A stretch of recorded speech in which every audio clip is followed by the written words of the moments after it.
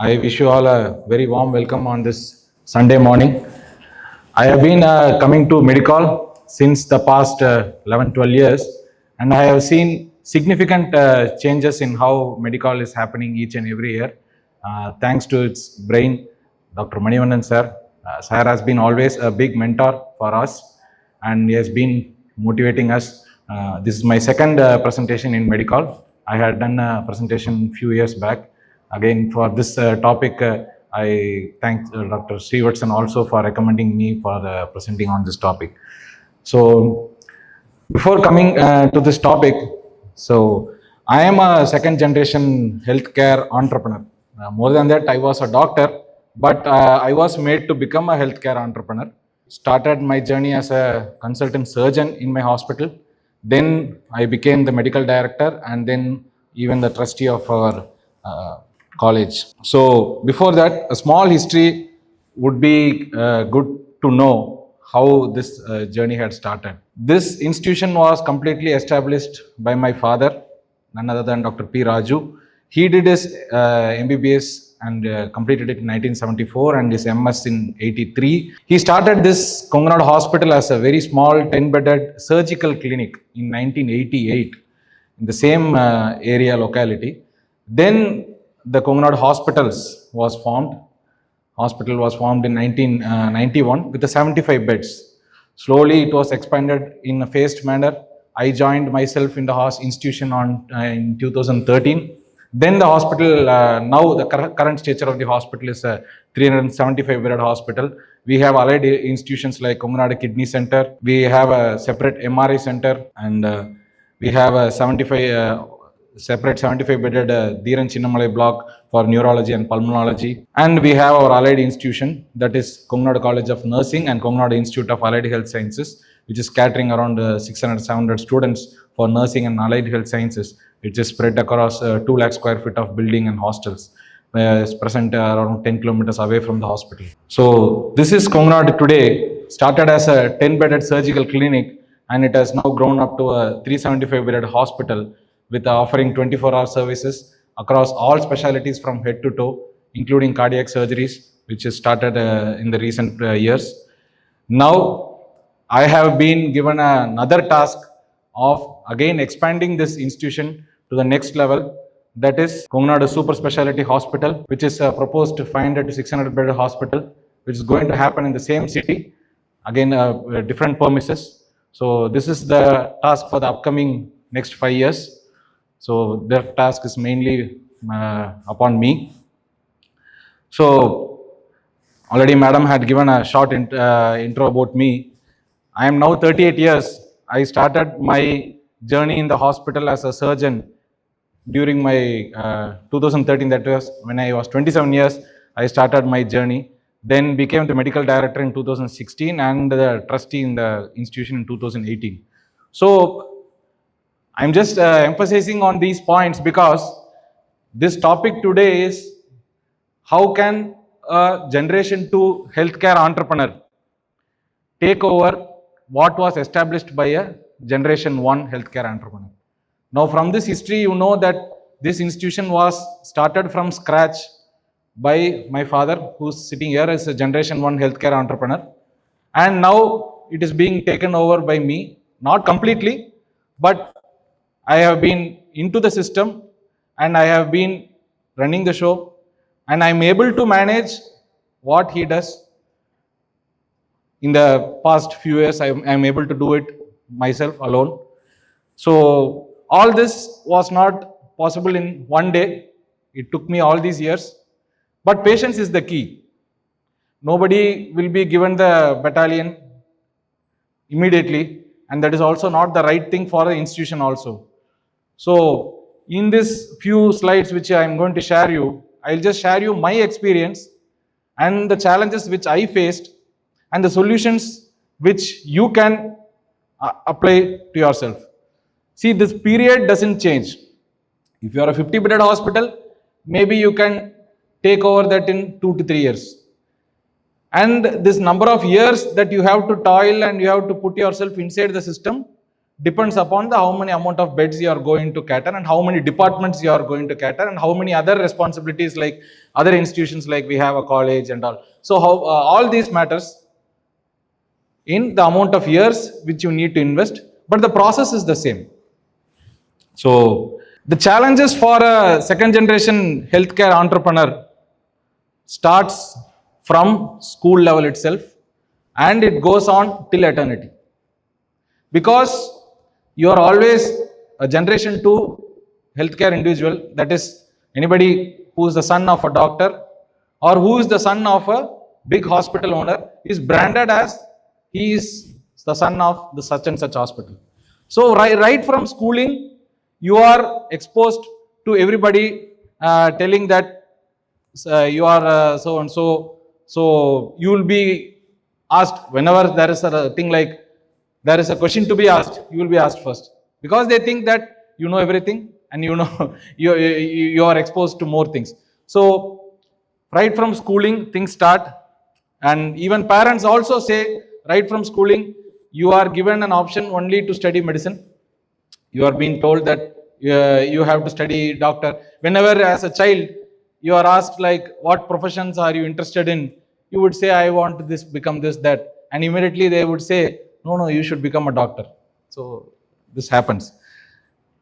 And in college again, faculties come to know, as an MBBS student, faculties will know that you are a son of the doctor, and again you will be given preferences, you will be asked to answer questions, and you will be exposed to all kind of drama in college also. So I think most of the generation 2 healthcare entrepreneurs would have felt what I'm telling over here. Again, peers in post-graduation. So when I joined myself for my post-graduation in surgery, I joined, my MBBS was, undergraduation was in Coimbatore in PSG Institute. I joined as a management student. Again, I was offered a MS seat in PSG itself as a management student. But I told, first time I have joined as a management student, but definitely for my post-graduation, I don't want to go via a management student because, see, joining as a management student is not wrong, but I didn't want that brand, that I studied my MS or MBBS just by paying money. Even people have the image that when you are studying from private college and paying money, you don't deserve that degree. It is not like that. It is the amount of effort you put in during your undergraduation or post-graduation. Nothing is like whether you have got it under a merit or a management.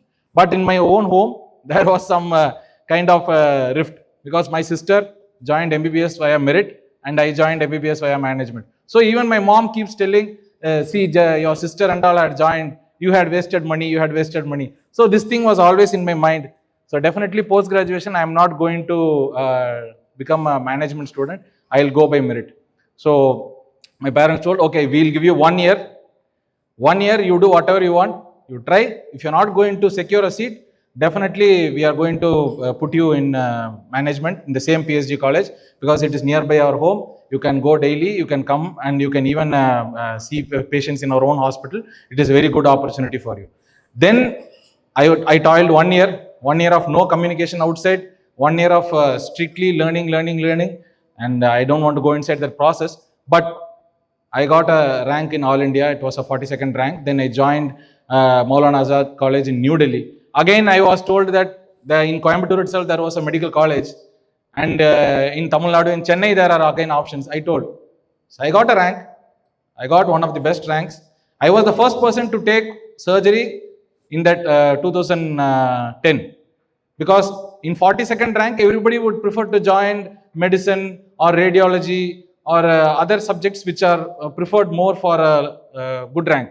But I was the first candidate who joined surgery because I had a passion to become a surgeon, because my father is a surgeon. I have always, as a child, he would take me during my vacations to the hospital. I would go and stand in the OR near the anesthetist. I would be standing and seeing. So I always had a passion on how he was operating. So I also always wanted to become a surgeon. So I joined surgery and I told my parents that I got the rank.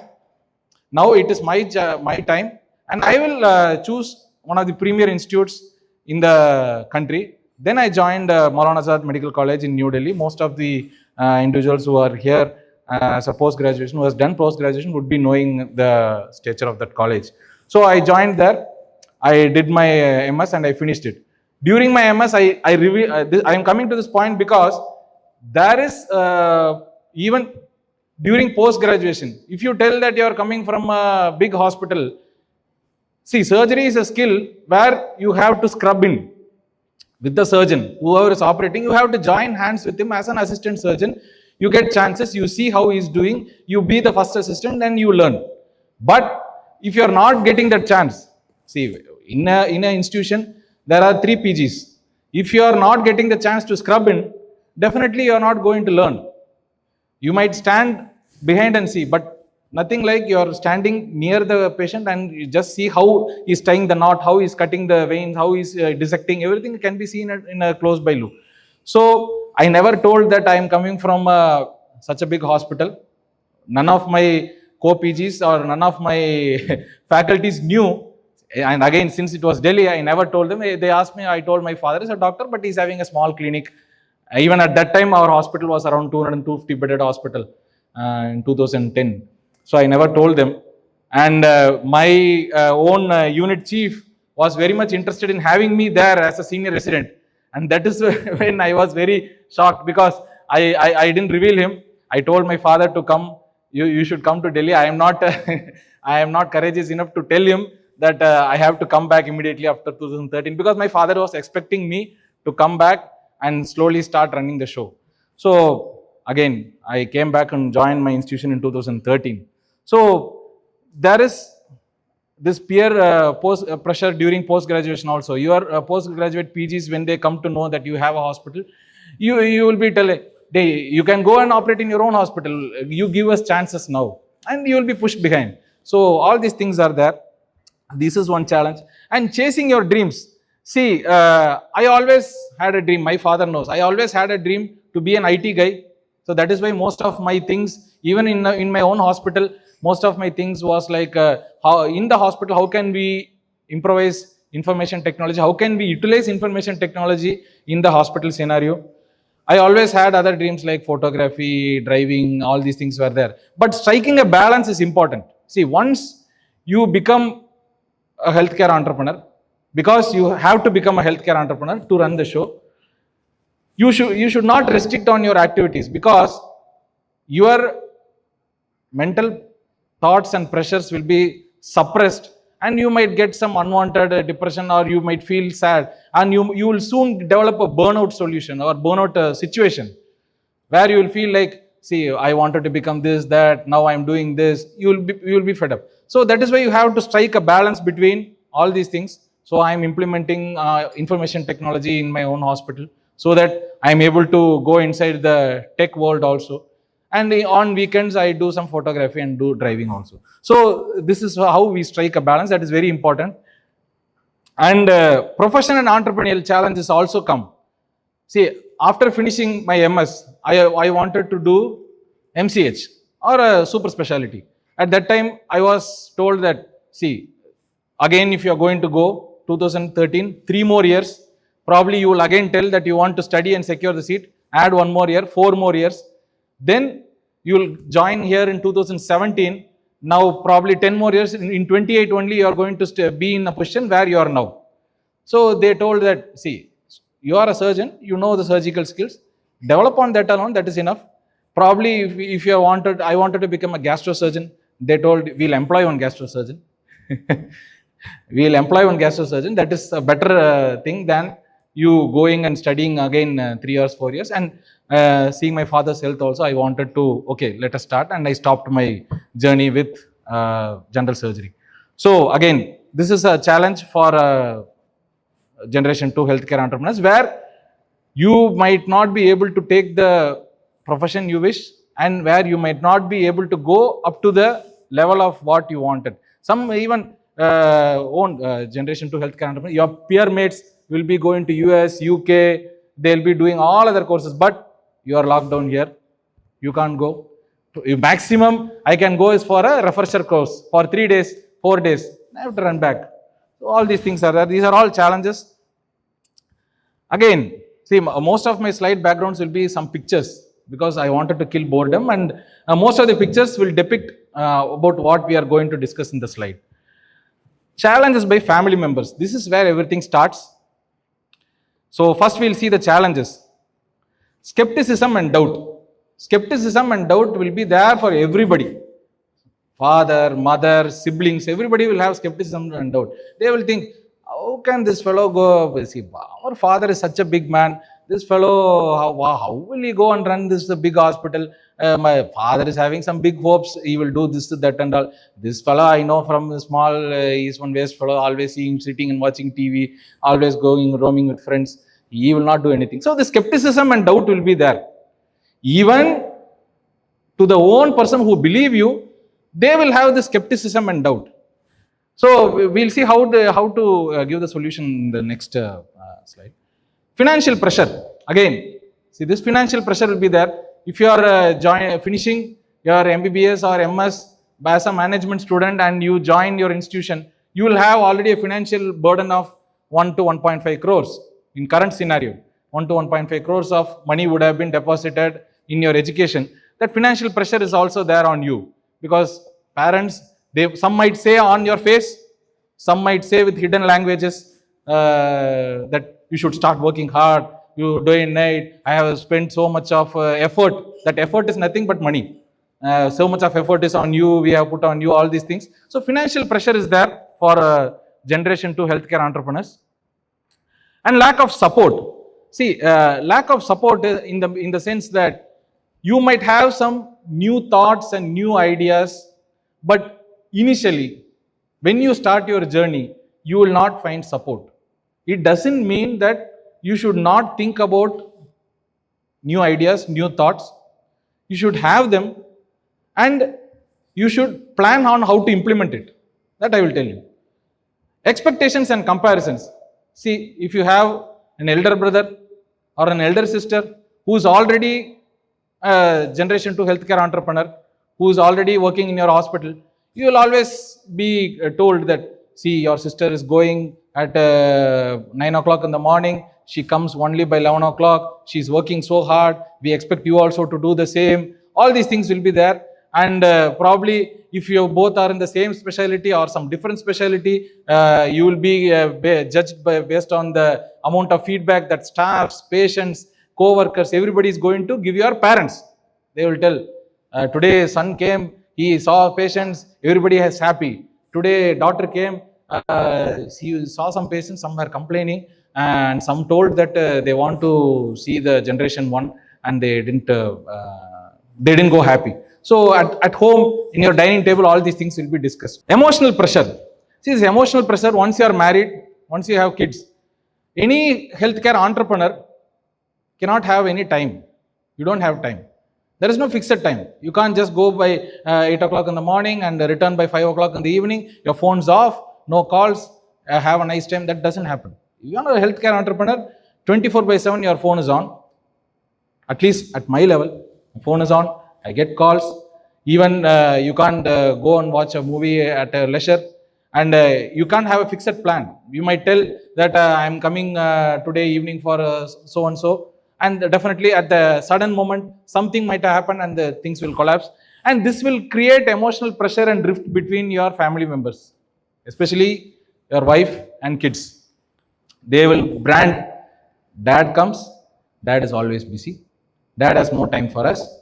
Even if dad comes, he's busy on his phone. No point of him coming with us. Why are we taking him? So this puts a pressure on us, and it makes us think like, why are we here? Why are we doing all these things? So we should we should decentralize these things. That we'll see all this on the coming slides. And generational gaps. See, what is the generational gaps? See, there is a gap between my father and me.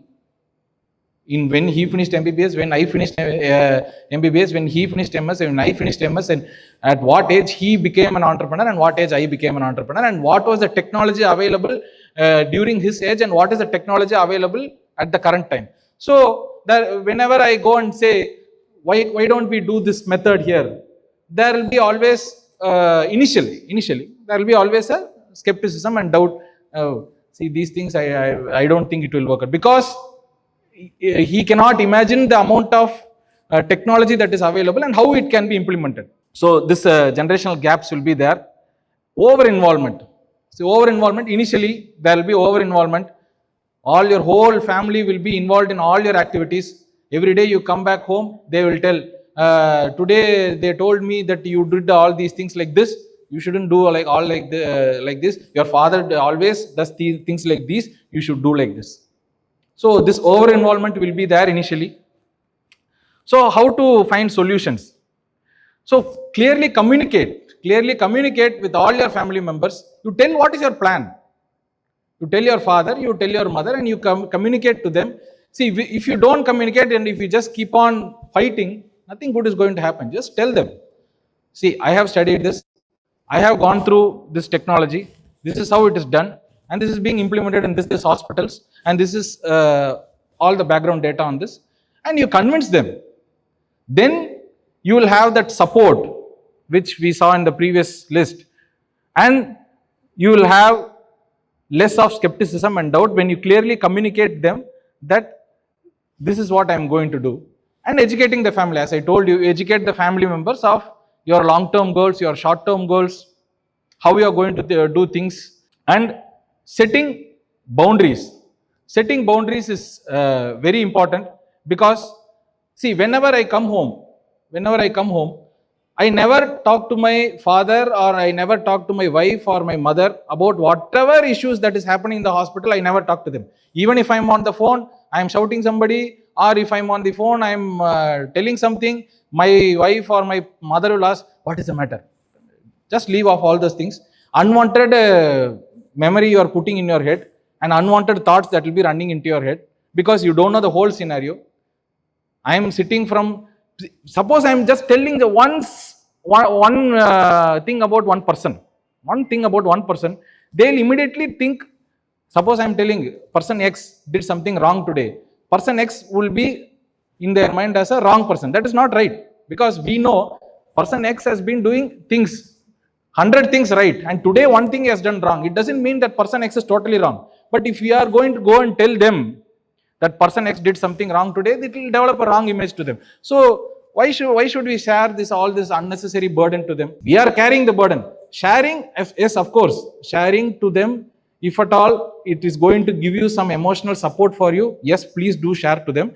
But if it is not going to help you, and if it is going to unwantedly develop some discussions on what to do, how to do, and they'll be also be having all these doubts and all. So unnecessarily don't burden them with unwanted thoughts and talks. Just set boundaries.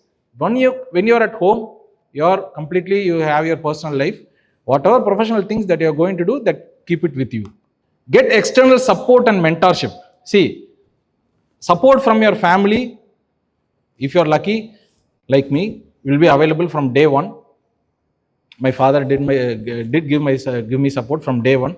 My father, not my mother or sister, my father did. If you are not getting any support from your home, get external support. Probably you have your own senior, or you have your own friends who are again generation 2 healthcare entrepreneurs, or any other person who is again an established generation 2 healthcare entrepreneur. You just discuss your problems. Sir, I'm facing so and so issues. There is issue in the outpatient department like this. There is issue in the operation theater like this. So how can we solve this? Some good mentorship. Not a person who is going to ignore you, or who is not going to give you any thoughtful ideas, or who is just going to tell you, this is how things are going to happen. You thought becoming a healthcare entrepreneur is a joke? This is how things are going. Don't have such a mentorship, because have a mentor who will motivate you and who will tell, see, slowly these things will go away. We can tackle like this. I'm doing like this. You also try these methods. You can do it. Have a mentor like that, rather than having somebody who's going to again depress you, or who's going to again tell you, get lost from the hospital. Tell your father that I'm not going to run the hospital. Don't have somebody like that. And demonstrate commitment. See, this skepticism, doubt, lack of support, emotional pressures, this over involvement, generational gaps, everything will be gone once you demonstrate commitment. Commitment doesn't mean just you are spending time. Commitment means that you are showing results. You go to the hospital, you're doing something, and your hospital employees, patients, everybody is happy with whatever you have done. That is the commitment that you are going to show. Many people think that showing commitment is going exactly at 9 o'clock in the morning and coming back 10 o'clock in the night. What is the point of going at 9 and coming at 10 and then you're sitting there and doing nothing useful? There's no point doing that. Once you're there, you do something and you show a change, and the change will be reflected inside your family, and all these challenges will be lost. So show commitment, and this commitment, everything will come slowly on years of toiling inside your healthcare. So acceptance by patients. So once you're inside the institution, family challenges are all gone. Now challenges from your patients. See, some patients trust the legacy of the family. They think that father, son, everything transferred directly, genetically, no problem will be there. Even if he's not studied, all knowledge is there for him. I am going to get treatment from him. So there is trust in family legacy. It is a good thing for you. It's not a challenge, that is a good thing for you. Inherited, that is what I told you. Inherited knowledge and skills. Patients think that all his knowledge and skills will be inherited. Even my own anesthetist says, I never knew. He says that whenever I operate, he usually tells that I see your dad in you. He might be wrong or right, I don't know, but to the date, I have done some good work. He always tells, you are energetic like your dad. You are like you're a fearful surgeon like your dad. It is to motivate me, but I'm happy because he thinks that all the skills are inherited inside me. And there is some resistance to change offered by some patients. There will be that resistance. Don't get fed up with that resistance. I am a surgeon, my father is a surgeon. I see a patient, I will tell, sir, this problem doesn't require surgery, or this problem requires surgery. And immediately what happens is that patient will be inside my father's OP. See, at that moment, you should not feel bad thinking that, even my patients don't believe me, what is the use? If at all I would have practiced somewhere other than our own hospital, I will not be having all this comparison. I will not get a second opinion from my patient in front of my eyes in my own hospital, that too from my own father. See, all these things will be there, but you shouldn't take those things personally. Even you think about yourself. If at all you want to get yourself operated, you go to an institution where there is a generation 2 healthcare entrepreneur, you will think, okay, he has come now, let us get an opinion from his father also. So you will do the same for you, then why do you expect the others should not do that for you? So you should not become depressed, or you should not face it as a challenge. There will be a resistance to change, but change will happen, and change happened to me, it will happen to you. So you should build on the legacy. See, you should not go day in, barge inside and tell, from today, this is the current scenario and current technology is like this, I am going to change everything, no more this medicine, no more this surgery, no more this, that. You should not, like, it doesn't happen. If you go and tell on day one, do like this, that, nobody is going to do. Even your own employees, your own family members, nobody is going to listen. So you build on the legacy and bring the changes then and there whenever it is possible, and in a slow paced manner. So again, to accept, get your patients accept, engage with them. Initially, you don't think, your father might be seeing a patient in 2 minutes. You cannot see at the same pace. Patient, just like that, if they go in front of my father, they will have the feeling of seeing Venkatachalapati. Immediately, they will be stunned. Whatever my father says, it goes into their head and they will accept it. But it is not wrong. Because he has so much of experience, he can immediately diagnose even without any test, because they are a healthcare generation where there was no X-ray, no CT, no MRI, no ultrasound. So, but just by the history and just by the look of the patient and just by touching, he'll know what the problem is. The same problem will be diagnosed by us by ultrasound, CT, MRI, everything. So patients do believe in them, and you cannot spend just the same. You can think, just like my father, I am going to talk, and just like my father, I am going to look at the patient. Patients will think, I met your son, sir. He didn't even put his hand over my tummy. He just talked to me 2 words. He gave me this tablet. I'm not confident over him. So it will not happen. So in the initial years, engage with the patients, spend some time, get a proper history, get all the information so that patients also feel that, okay, doctor has spent some time with us. Father, for the same 300 rupees, father talks only 2 minutes, son is talking for 10 minutes. It's good. And son is taking some test also. Nowadays, patient wants to do tests also. My father doesn't do unwanted tests. Even I don't do unwanted tests. But today's scenario, even if you avoid unwanted tests, some patients will tell, just like that they are telling they didn't do scan or no blood test, nothing they did. Just like that they are telling no problem, have medicine for 2 days. And even without our own knowledge, patient will be going outside some private scan center, he will be doing the scan. And there will be some unwanted stone lying here and there. He will bring that report and show us, sir, you told nothing is there, see one stone is there. I will tell, stones are there even on the road also. That is on the side of the road. But only if it is on the center of the road, it has some meaning. So don't worry about all these things, we tell the patient. So engaging with the patients, showcasing competence. See, initially, whenever you become a generation 2 healthcare entrepreneur, you have to showcase your competence in today's scenario. There are medias like Facebook, Instagram, YouTube. There are digital posters, digital media where you show your competence.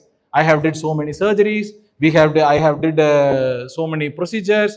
I have got this award, that award. All these things has to be showcased in today's scenario to the patients to make them gain confidence in you. And also, patients do come to you. They are very happy with your treatment. And nowadays, patients give feedback on Google. Patients give feedback on Practo, on Facebook. All these feedbacks should be summarized and shared in your own outpatient clinics, in your own patient waiting areas. All these things should be shared so that other patients come to see that and come to know that, okay, sir is doing some good work. I think he is also good. Generation 1 is busy right now. Generation 1 doesn't come, and good that generation 2 is doing well. So patients should know about your good experience. So once you are inside the hospital, once you satisfied your patients, now slowly you should start becoming an entrepreneur. Entrepreneur is just not seeing patients, you become an observer. On the initial days, you cannot make any decisions because you should know what is currently happening in your institutions. If you don't know what is currently happening in your institution, you will not be able to correct something, you will not be able to implement something new, or you will not be able to remove something which is wrong. So you become an observer for a few years, starting from the outpatient department up to the discharge.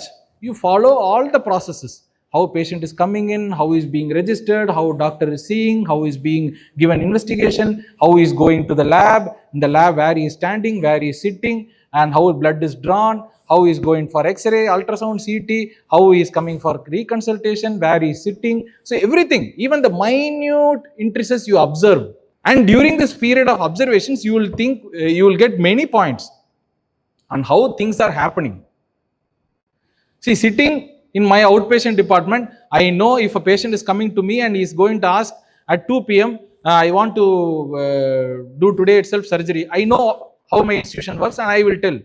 See, whereas another doctor who doesn't know all these processes, he will tell, okay, sir, today we will do. And patient immediately will go for tested and he will wait there and he will call me. On a complaint number, he will call me. Sir, doctor told today surgery, but it's 4 p.m. now, till tests are not over. Because I have been an observer, I know what is the turnaround time for my institution for a surgical workup. I will always tell the patient, see, it's 2 p.m. now, we can work you up, but surgery is not possible today. Since it is an elective surgery, we operate emergency surgeries after 6 p.m. Elective surgeries are not done after 6 p.m. We can schedule you for tomorrow. So there is no negative feedback from the patient. So this is the advantage of becoming an observer. And only if you become an observer, you can run the show slowly. If you don't know what is happening, you can't change or correct it. So that's what I was telling. You know the existing processes, protocols, identify what are the good practices that are happening, identify what are the bad practices that are happening, and identify the areas of concern, and discuss it with your mentor. Mentor means generation 1, or mentor means either your friend or your senior. You tell them, see, this is how things are happening in my outpatient department. I see there is the registration processes is not digitalized. Patients are writing on the paper, and the entry by the staff is something wrong. The phone numbers are not being updated correctly. Patients are not getting messages. All these things, many concerns will be there. So how can we change all these things? So you discuss with your father and you tell them, sir, currently there are kiosks where patient doesn't need to write. Patient can just come and type all these details, and everything will be fed to the HMS, and this registration process can be updated quickly. Probably your generation 1 will tell, okay, we can invest on the kiosk. What is the cost of the kiosk? Okay, do we have the space to put that kiosk? And will our patients see? Most important thing is, you can't implement something which is implemented in USA in your own hospital which is in Coimbatore or some village area, because people are exposed to more of technology there and rather than here. If you install a kiosk in some village and you expect that a person to go and enter his detail, it's not going to work. You have to put a separate person standing near the kiosk and doing all this entry, that there is no use of that. Unwanted resources waste. So all these things you have to have a discussion with your generation 1 mentor, and then start implementing it slowly. So only if you become an observer, you can do all these things. Then comes the next challenge. You are into the hospital as an entrepreneur. Now there are employees in the hospital who are around 20 years, 25 years, 30 years, who have been working in the hospital. They see you as a small child. See, this fellow 15 years back, he was roaming here and there, he was running. He was cracking some naughty jokes and all. Now he has become a doctor and he is now telling us what to do and what not to do, and he is commanding us. I don't know whether what he is telling is right or wrong. I think his father has made a mistake. So there will be this initial issue of your employees accepting you as an entrepreneur. So you continuously keep running the show. And as we discussed, you build on the legacy and you don't do any changes to all the existing processes on day 1. Slowly get to know what are all the processes and slowly do the changes. You show competence and credibility. You make small changes. Those small changes will give them big results and they will be happy to accept the big changes. You cannot do a big change in your institution on day 1. You make small changes, and those small changes will be shown to them and they will be accepting your big changes. So this is how you overcome the resistance to change. Identifying key personnel. See, there are some key personnel inside the hospital. Every institution, if you take 800 employees, there are some 100 employees who are key personnel in each department, who have been in the institution for a long time. You have a good rapport with them, because if you don't have a good rapport with the key personnel, for example, in lab there is a key personnel. If you don't have the rapport with that key personnel will be your negative marketing person inside the laboratory. He will keep telling bad things about you. He will tell, that fellow is a cruel fellow, he is doing this, that, everything is going to waste. You don't listen to whatever he is telling. Whatever he is telling, immediately you go to the chief doctor, you tell to him, and we will change that. So first you have a relationship with the key personnel, build a rapport with them, you understand their pain points, and you give some solutions for their pain points, and get to know how they are seeing the institution, how they would like to see the institutions, and you tell them, yes sir, we are happy that you have a vision to develop this institution like this. We both can join hands together and we are going to work for that. And all these things will make them happy, and they will tell, yes, I think our sir is very good. We shall all cooperate, and that one key personnel will motivate all his whole department to work for you, to work for whatever you are going to tell. Because if you are going to give an instruction and nobody is going to follow that, there is no point of doing that. You will feel frustrated. You will feel telling like, sir, today I went and told them to follow all these protocols. Nobody is following that. From tomorrow, I am not going to tell anything. So this is going to happen. So to avoid that, you take hold of all the key personnel in the departments. Then initially be a bridge between the staffs and the top management.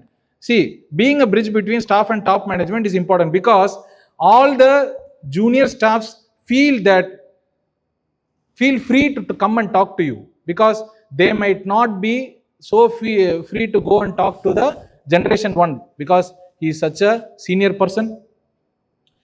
They have seen all his anger, so they feel fear to go and express their thoughts, or express their concerns, or express their ideas.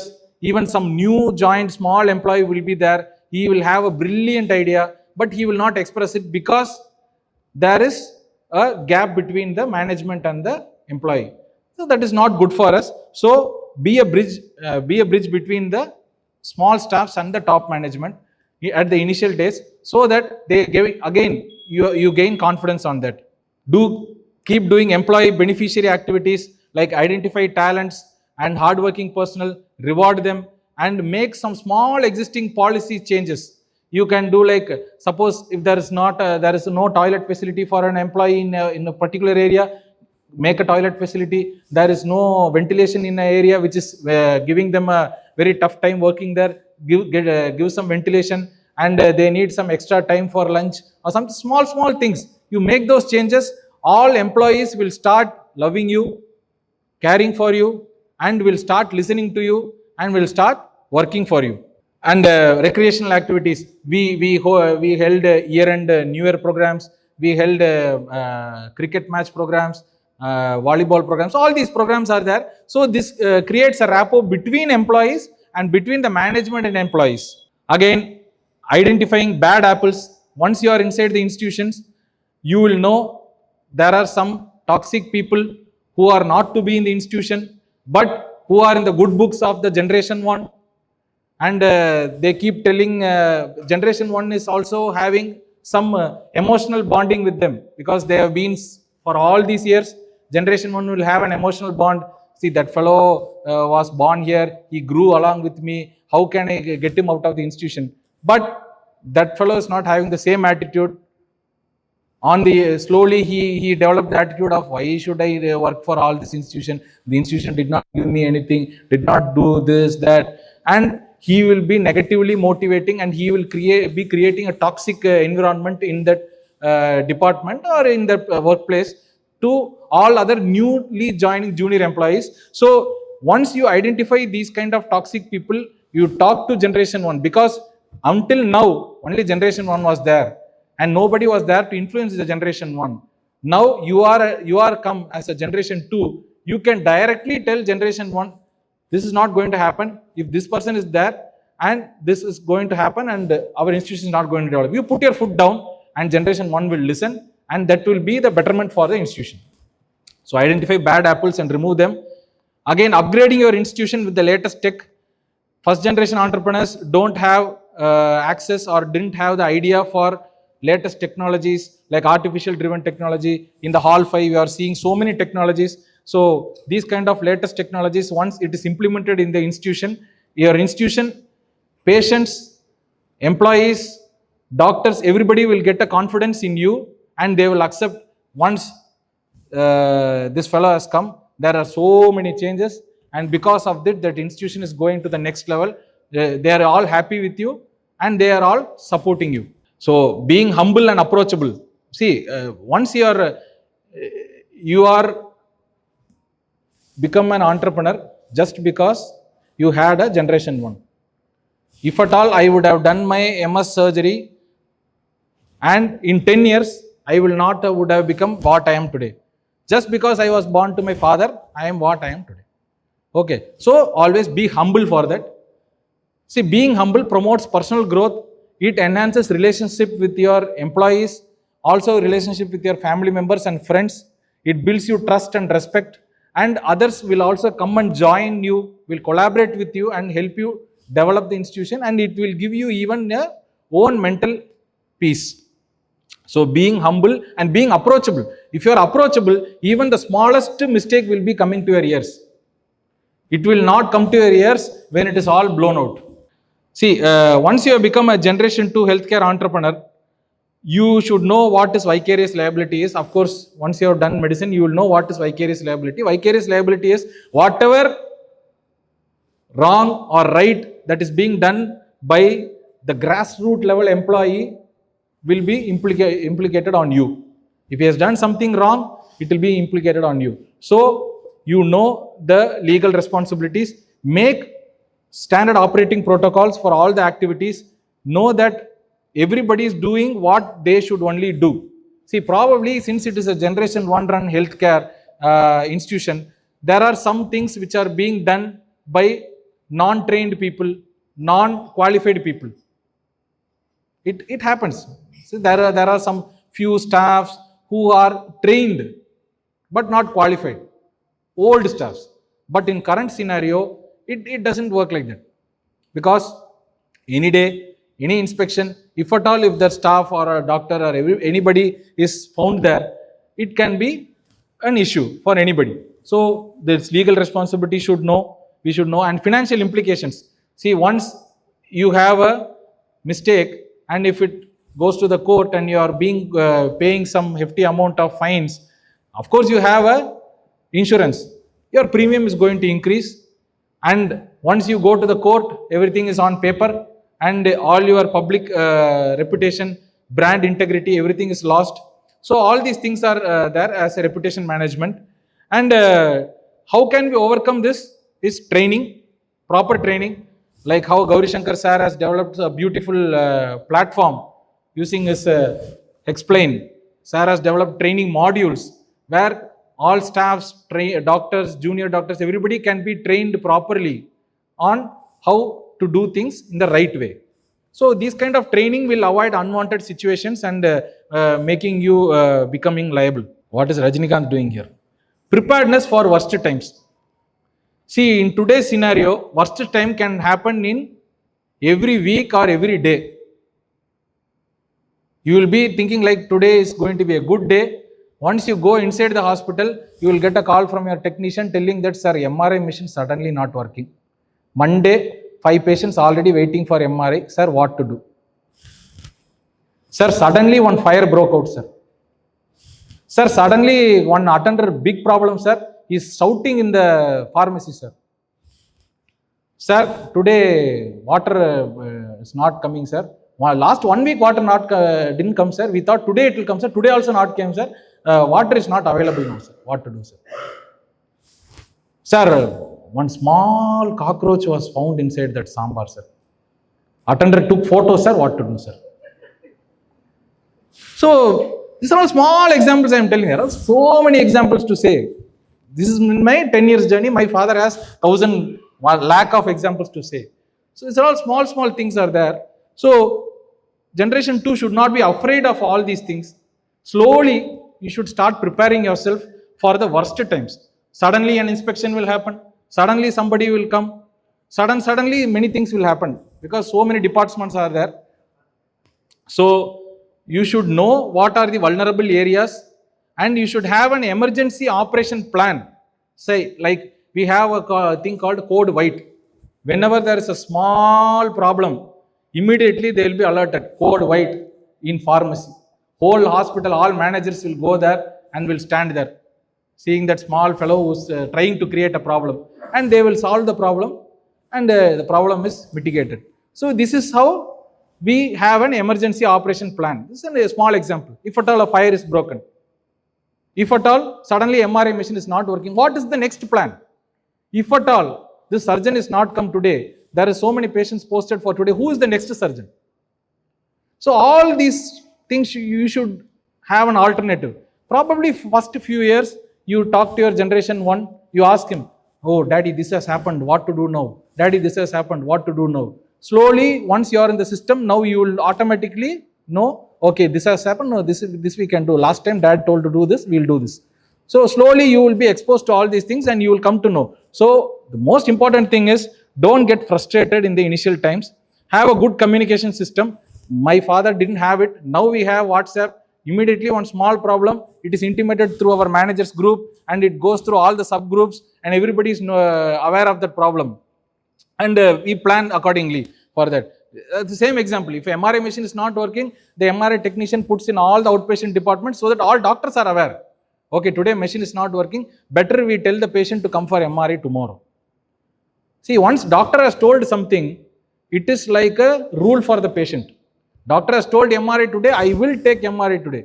If you are not giving me MRI, I will go to that center and take and come. Only if doctor is going to tell, see, your problem requires MRI, but today there is some technical issues. We can take the MRI tomorrow. You take this tablet and go today. Patient will go away. But if the same thing is told by the technician, patient will not listen.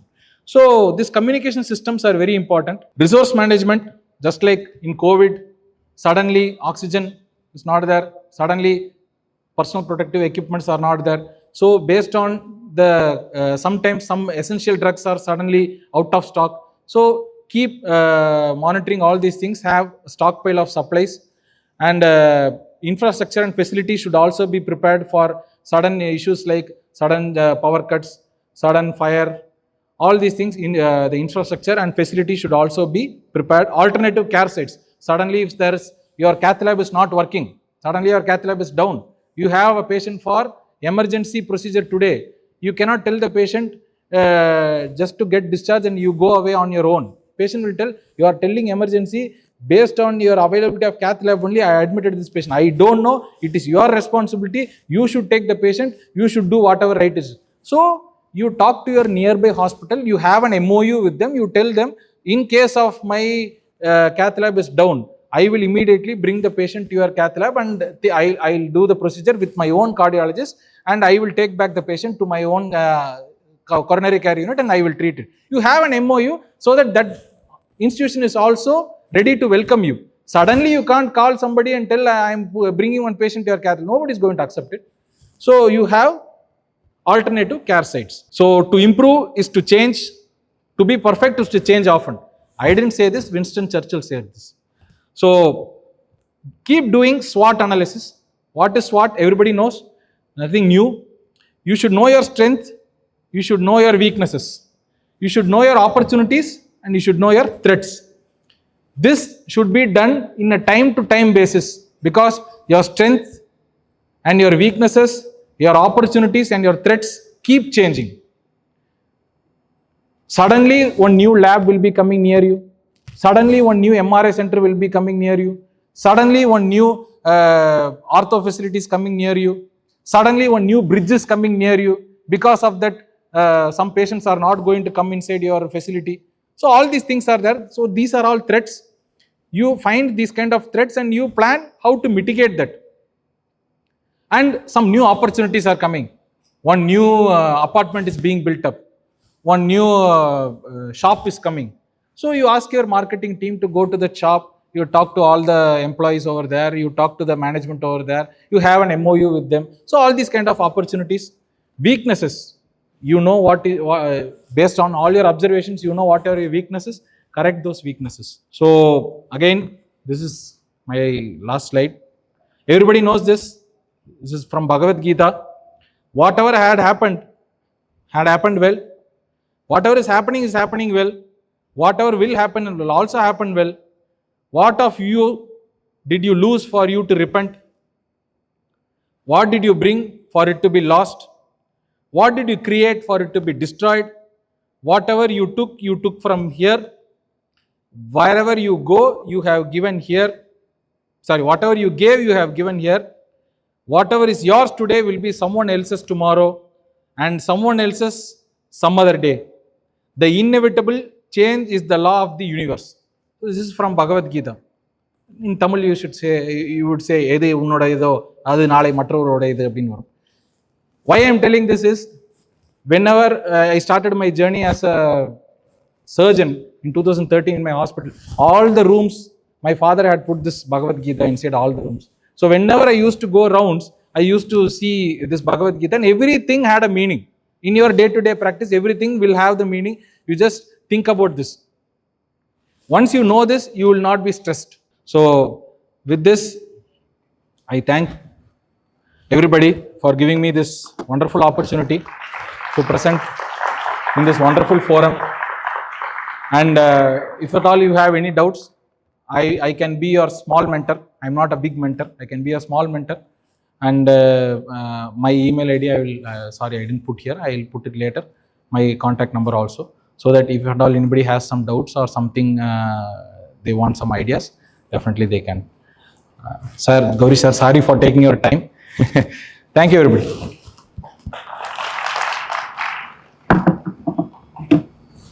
Really nice one. Thank you so much, Dr. Karthikeyan, for a wonderful, wonderful presentation. I really think he deserves a huge round of applause, mainly for keeping it so real, so candid, and it was so relatable. Like, I have no connection whatsoever with medicine, but each point that he said was so, so relatable. Thank you so much for the beautiful morning.